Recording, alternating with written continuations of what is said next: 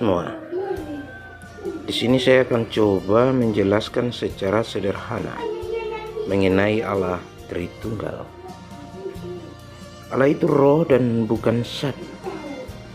Karena roh, maka secara manusia kita tidak mungkin bisa melihat Allah. Oleh sebab itu, kita hanya bisa memahami pribadi Allah lewat firman-Nya atau logos. Kita hanya bisa mengerti pikiran Allah lewat pernyataan firman-Nya Allah sendiri.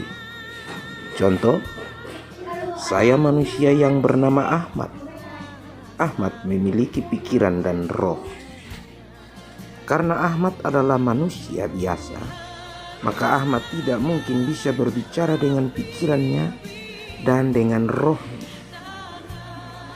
Karena Ahmad adalah manusia biasa, maka dikala Ahmad mengeluarkan pokok pikirannya lewat kata-kata, itu bisa ditulis dalam sebuah kertas yang menjadi buku atau direkam atau divideokan.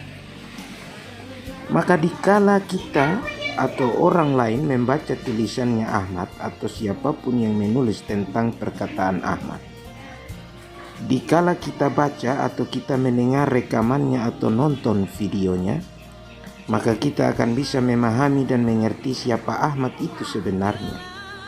Tetapi pokok pikiran Ahmad tetap berdiam bersama dengan Ahmad dalam diri Ahmad.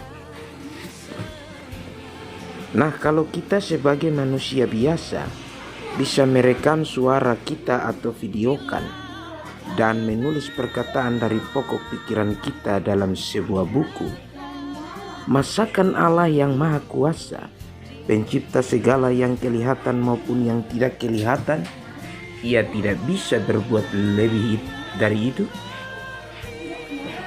Saudara dan saya bisa melakukan itu. Masakan Allah yang adalah roh yang tidak dibatasi oleh ruang dan waktu, dan Dia adalah Allah yang berkuasa atas segala yang ada di langit, bumi, dan bawah bumi. Dan Allah memiliki logos atau firman dan memiliki roh, tidak bisa melakukan apa yang jauh melebihi daripada apa yang kita lakukan. Dan untuk memahami dan mengenal siapa Ahmad yang tinggal di Arab sana, kita hanya bisa mengetahui pikiran Ahmad dan siapa Ahmad lewat apa yang dia tuliskan atau lewat perkataannya atau lewat pokok pikirannya yang ada dalam sebuah buku atau video, sehingga kita bisa mengerti dan memahami siapa Ahmad. Maka demikian juga dengan Allah. Kita dapat memahami Allah, kita dapat mengerti Allah, kita dapat merasakan kehadiran Allah hanya lewat firman-Nya atau logosnya Allah dan roh Allah itu sendiri. Untuk itu bagi saudara-saudara, baik yang percaya kepada Allah Bapa, Putra, dan Roh Kudus maupun yang tidak percaya, untuk bisa memahami pikiran Allah, untuk bisa memahami pribadi Allah, saudara dan saya harus lebih mendekatkan diri kepada Allah terlebih dahulu. Kalau saudara dan saya tidak lebih dekat kepada Allah, otomatis tidak mengerti pribadi Allah.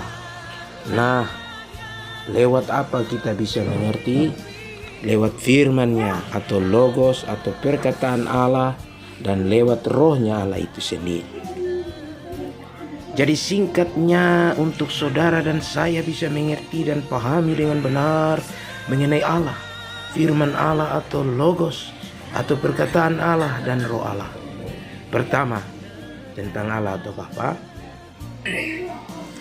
kita harus percaya bahwa pribadi Allah adalah firman atau logos. Kita harus percaya bahwa dalam pribadi Allah ada firman atau logos dan ada roh Allah. Kita harus percaya terlebih dahulu bahwa Allah mampu berbuat apapun sekehendaknya. Apabila kita sudah dengan sungguh-sungguh pahami dan yakini, maka kita masuk pada hal yang kedua, tentang firman atau logos atau perkataan Allah atau Putra. Kalau kata-kata kita manusia saja bisa dituliskan di dalam selembar kertas yang kemudian menjadi sebuah buku atau direkam dan menjadi sebuah video dan bisa ditonton dan didengarkan oleh sesama manusia, maka firman atau logos atau perkataan Allah menulisnya atau menusulkan dia dalam seorang manusia atau yang dinamakan Yesus, agar firman itu bisa didengar dan dilihat langsung oleh sesama manusia itu sendiri. Nah, saudaraku sekalian, hal ini juga kita harus benar-benar percaya dan mengasihi Allah dulu. Seperti Yohanes pasal 8 ayat 42 terjemahan baru, kata Yesus kepada mereka, "Jikalau Allah adalah Bapamu, kamu akan mengasihi aku, sebab aku keluar dan datang dari Allah. Dan aku datang bukan atas kehendakku sendiri, melainkan Dialah yang mengutus aku." Nah, saudaraku sekalian, ini baru bisa kita mengerti dan pahami dengan benar apa itu firman atau logos atau perkataan Allah itu. Hal yang ketiga, roh Allah atau nafas Allah. Kalau manusia bisa menghembusi nafasnya ke dalam sebuah balon yang adalah buatan manusia itu sendiri, dan nafas itu tinggal di dalam balon itu dan balon itu bisa melayang-layang, maka Allah bisa berbuat jauh melebihi yang manusia buat, yaitu roh Allah diutus atau dihembusi seperti Yohanes 20 ayat 22 terjemahan baru katakan di sana, dan sesudah berkata demikian ia menghembusi mereka dan berkata, "Terimalah Roh Kudus." Dan Roh Kudus tinggal di dalam manusia itu sehingga manusia itu bisa hidup dan melakukan segala yang baik, seperti dalam kitab Galatia pasal 5 ayat 22 sampai 23 terjemahan baru katakan, "Tetapi buah roh ialah kasih, sukacita, damai sejahtera, kesabaran, kemurahan, kebaikan, kesetiaan, kelemah lembutan, penguasaan diri. Tidak ada hukum yang menentang hal itu." Nah, dalam hal ini juga saudara harus percaya dulu, baru bisa pahami dan mengerti dengan benar apa itu Roh Kudus atau roh Allah atau nafas Allah. Nah, saudaraku sekalian, penjelasan saya di atas menyatakan dengan jelas sekali bahwa Bapa, Putra, dan Roh Kudus itu bukan diciptakan oleh manusia atau Bapa gereja pada konsili Nisea 325, tetapi Bapa, Putra, dan Roh Kudus adalah pernyataan Allah tentang pribadinya Allah sendiri, yang maha kuasa, yang maha segala-galanya, yang mana melampaui manusia ciptaannya sendiri. Jadi jikalau saudara masih heran, saudara masih bingung tentang Yesus sebagai manusia yang adalah firman Allah itu sendiri, yang nusul menjadi manusia, saudara tidak bisa pahami itu, maka menurut saya itu terlalu primitif sekali di dalam cara berpikir. Karena saudara mau percaya atau tidak percaya kepada Yesus yang adalah Sang Logos atau firman-Nya Allah itu sendiri yang nusul menjadi manusia, itu hak masing-masing kita.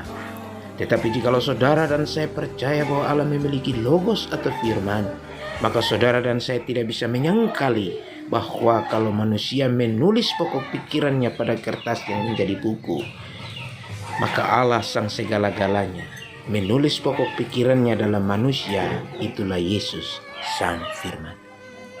Demikian penjelasan dari saya mengenai Allah Tritunggal, yaitu Bapa, Putra, dan Roh Kudus.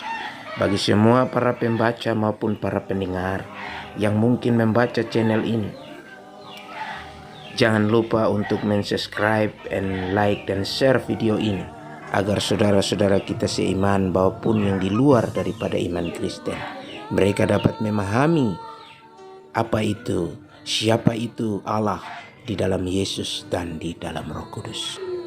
Shalom bagi kita semua. Tuhan Yesus memberkati.